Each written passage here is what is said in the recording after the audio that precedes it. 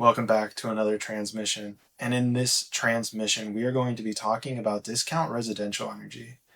And you may be asking yourself, why in the world would we be talking about discount residential energy? Well, here's exactly why.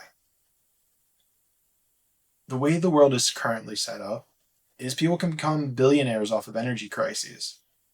We recently had a healthcare crisis, and companies took billions of dollars. American taxpayers funded it, and then when it came to the profits, the corporations took all the money. So imagine we have an energy crisis.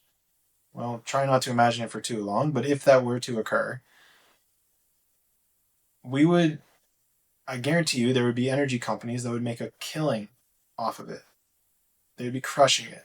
And we can't have that happening because whenever energy costs rise, people die. A lot of people die very quickly whenever energy costs rise. So we have to find a way to get cheap energy to people. And one of these ways will be discount residential energy. And the plan is what I'm proposing, what the American Congress Party is proposing, is a 50 to 75% discount on residential energy. And before you think, Clayton, you're crazy, Clayton, this is insane, where's the money going to come from? I'm going to answer all of those very quickly, and because it's very simple. Well, first of all, we're going to stop sending billions of dollars to foreign countries to kill innocent people. That's the first thing that we're going to do. That's the very, very first thing we'll stop doing. Imagine what we could do with all that money. We could rebuild Lahaina. We could build houses for all of the homeless. We could do a whole lot of stuff with the money, first of all, that we are completely wasting in government. But even on the other side, there's a way to bring down energy costs to make them much more affordable. Now, there's a couple ways, and I'm going to put some links below. But there's a couple ways to make it much more affordable. One of those ways is leveraging nature. We can leverage energy from nature. One of the ways that I've seen are called wave carpets. So what they do is they create these metal platforms, and whenever a wave comes, it will lift the top metal platform, and then whenever the wave goes by, it will push it back down. And the action of this, I don't remember the exact energy term for it, but the energy created in this will be captured and electricity can be transmuted and saved. And if we were to capture only 60%, we only need to capture 60% of the coastal lines in America. And if we were to capture the waves off of 60%, that's enough energy to provide energy for every single house in America. Crazy. And furthermore, there are other ways as well. This is just one way too, mind you. We also have the ability to gather energy from our footsteps. And I know this sounds crazy, but there is a company out there doing it called PavGen.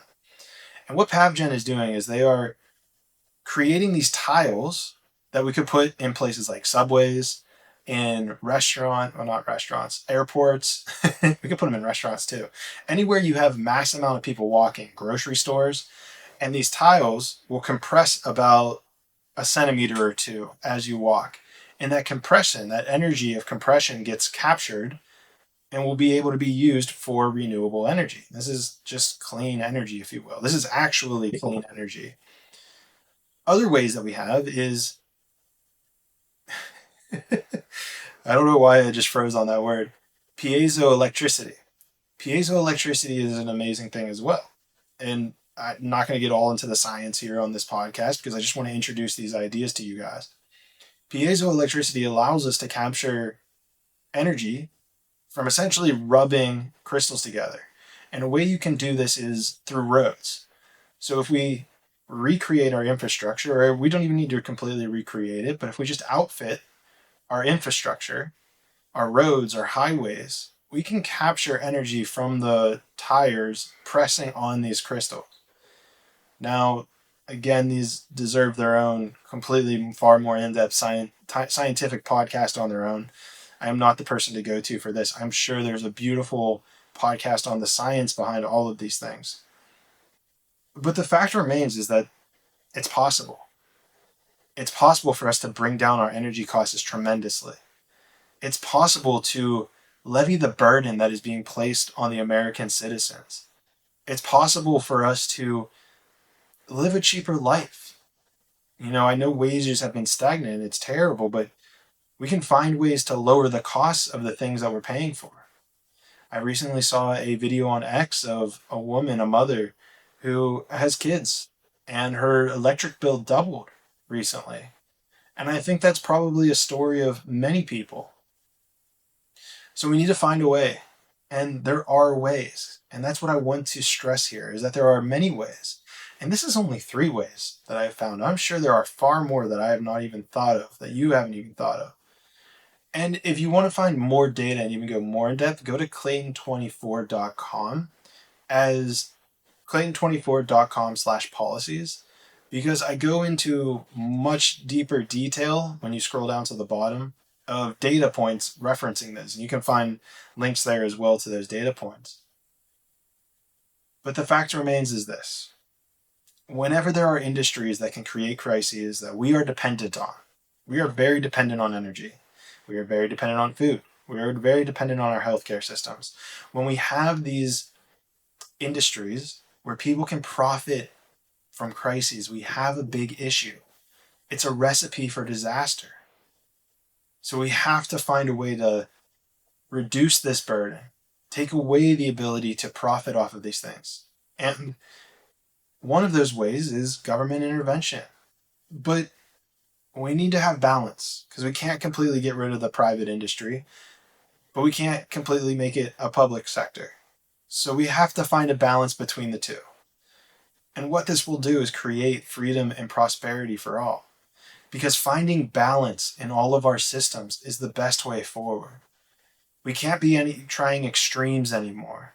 Extremes have led to the deaths of millions of people. Pick your extreme, and any extreme you find, millions die. So we need to find that balance, the balance that's going to bring forth peace and prosperity and harmony for all. Because it's possible. It's very, very possible. So I want us to stay optimistic. I want us to stay positive. And I find that we tend to fall into pessimism and think the world's coming to an end for many reasons. There's many bad programs on this earth, but even more so, we don't see a way forward. We don't see a path to get out of this. We don't have ideas that can take us into a prosperous life. And that's where me, Clayton Cuteri, and the American Congress Party enter the scene. We're putting forth ideas that will bring peace and prosperity and harmony for all.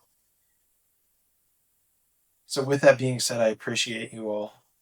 And if I don't see you all in this dimension, I know for sure that I will see you all in the 6th dimension.